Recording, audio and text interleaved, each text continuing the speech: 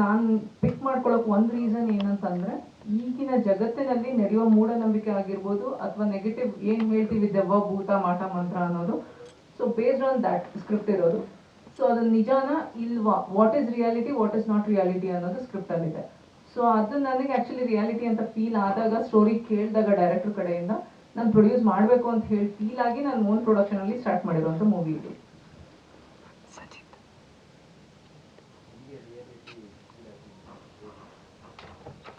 Sir ಅದು ನಾನು conclude ಮಾಡೋಕ್ಕಾಗಲ್ಲ, ರಿಯಾಲಿಟಿ ಮೂವಿಯಲ್ಲಿ ಇದೆ. ಅದಕ್ಕೆ ನಾನು ಹೇಳ್ತಾ ಇರೋದು ಏನಂತಂದರೆ, ನೀವು ಮೂಢನಂಬಿಕೆ ನಂಬೇಕಾ ನಂಬಾರ್ದ ಅನ್ನೋದೇ ಒಂದು ಕನ್ಫ್ಯೂಷನ್ ನಮ್ಮ ಮಾಂತ್ರಿಕ ಮೂವಿ ಆಗಿರೋದ್ರಿಂದ ನಾನು ಜನಕ್ಕೆ ಏನು ಹೇಳ್ತೀನಿ ಅಂದರೆ, ದಯವಿಟ್ಟು ಬನ್ನಿ ಮೂವಿ ನೋಡಿ, ವಾಟ್ ಈಸ್ ರಿಯಾಲಿಟಿ, ರಿಯಾಲಿಟಿಯಿಂದ ಬದುಕಿ ಅಂತ ಹೇಳೋದಕ್ಕೆ ಒಂದು ಸ್ಟೋರಿ ಕನ್ಫ್ಯೂಷನ್ ಇರುತ್ತೆ.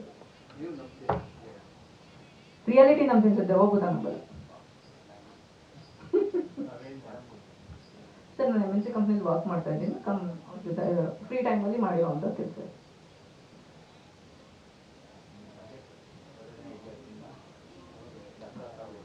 ಹಂಗೂ ಹಿಂಗೂ ಆಗಿದೆ. ಸಿನಿಮಾ ನೀವು ನೋಡಿದ್ದೀರದು?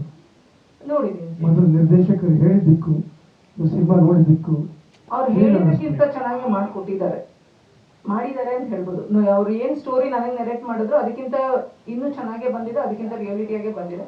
ಅದಲ್ಲದೆ ಅಲ್ಲಿ ಆಗಿರೋ ಎಕ್ಸ್ಪೀರಿಯನ್ಸಸ್ ನನಗಿಂತ ಚೆನ್ನಾಗಿ ಅವರು ಮತ್ತೆ ನಮ್ಮ ಟೆಕ್ನಿಷಿಯನ್ಸು ಮತ್ತೆ ಹುಡುಗರು ಎಕ್ಸ್ಪ್ಲೈನ್ ಮಾಡೋದು ಚೆನ್ನಾಗಿದೆ. ಯಾವಾಗ ರಿಲೀಸ್ ಮಾಡಬೇಕು?